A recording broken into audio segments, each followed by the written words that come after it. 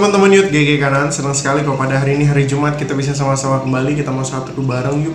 Nah teman-teman, hari ini kita sama-sama akan melihat bagaimana sesungguhnya Yakub juga masih terus memberikan siasat-siasat di dalam rumah Laban.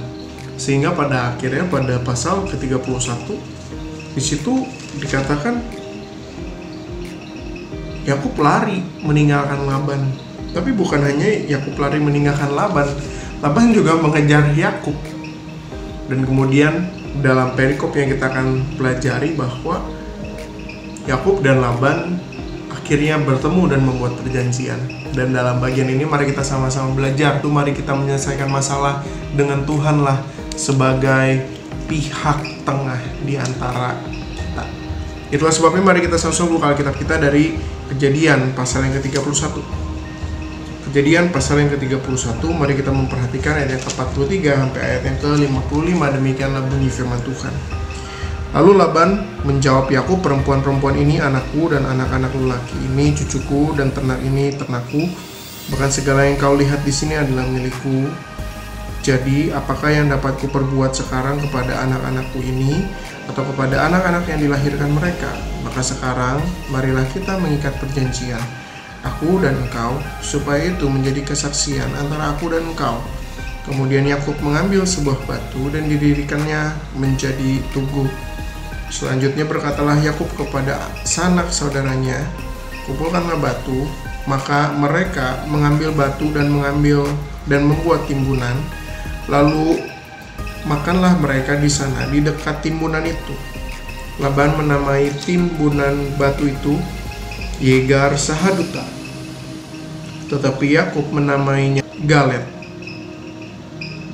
Lalu kata Laban, timbunan batu inilah pada hari ini menjadi kesaksian antara aku dan engkau. Itulah sebabnya timbunan itu dinamainya Galet dan juga Mispa, sebab katanya Tuhan kiranya berjaga-jaga antara aku dan engkau apabila kita berjauhan.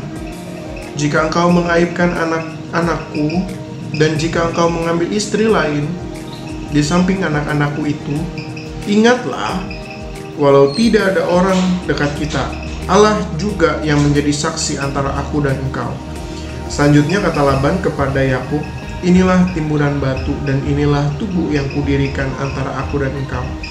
Timbunan batu dan tugu inilah menjadi kesaksian bahwa aku tidak akan melewati timbunan batu ini mendapatkan engkau, dan bahwa engkau pun tidak akan melewati timbunan batu dan tugu ini mendapatkan aku dengan berniat jahat.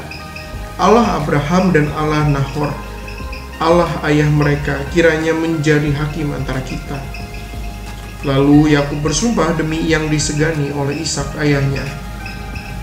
Dan Yakub mempersembahkan korban sembelihan di gunung itu.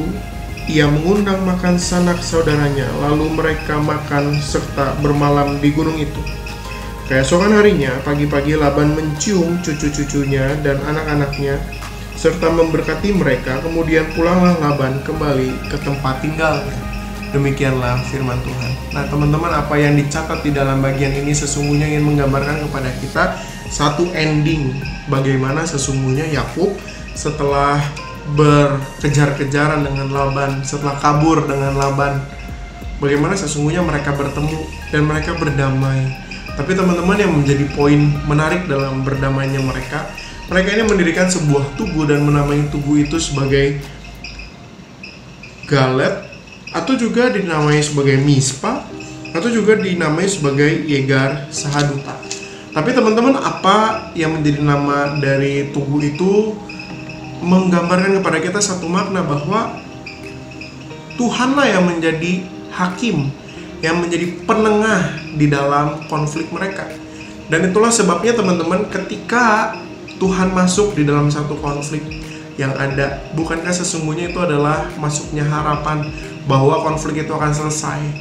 Nah teman-teman, itulah sebabnya mari kita sama-sama mau belajar bahwa di dalam konflik yang kita hadapi dengan rekan kita, dengan keluarga kita, dengan orang-orang yang ada di sekitar kita, mari kita mau hadapinya dengan kepala yang dingin, dengan kedewasaan, dengan melihat bahwa konflik ini harus kita selesaikan bersama-sama dengan Tuhan. Dan itulah sebabnya teman-teman, mari kita jadikan kebenaran ini betul-betul menjadi berkat untuk setiap kita. Tuhan Yesus memberkati setiap kita. Amin. Hai guys, itu tadi renungan kita pada hari ini ya. Marilah kita sama-sama belajar untuk menyelesaikan masalah atau konflik kita bersama dengan Tuhan dan menyelesaikannya dengan kepala dingin. Nah, untuk menutup renungan pada hari ini, ayo kita sama-sama berdoa ya. Tuhan Allah Bapa kami yang ada di dalam kerajaan surga, terima kasih ya Bapa untuk kesempatan kami bisa mendengarkan sebagian renungan harian. Tuhan, tolong pimpin kami ya Bapa agar kami bisa menyelesaikan konflik kami dengan sama-sama dengan Engkau ya Bapa, tidak melalui atau tidak bergantung kepada kekuatan kami sendiri. Terima kasih ya Bapa, hanya di dalam nama-Mu kami berdoa dan mengucap syukur. Amin. Nah, jangan lupa besok kita akan ada saat teduh lagi di channel ini. Ayo kita bagikan materi saat teduh ini ke teman-teman yang lain ya, supaya mereka juga dapat berkatnya. Kalau misalnya kalian punya pergumulan dan pertanyaan, kalian bisa langsung DM ke Instagram kita @yudgkikanaan. Nah, jangan lupa juga dengerin podcast YudGKI Kanaan ya. Jangan lupa setiap hari Sabtu jam 7 malam kita akan ada Zoom Fellowship. Nah, linknya nanti akan dibagikan dan di-share di grup WA atau grup lain teman-teman. Have a blessed day. Tuhan Yesus memberkati. Selamat datang di obrolan santuy anak milenial. Mantep kan? Mantep. Nah, mau dengerin kan?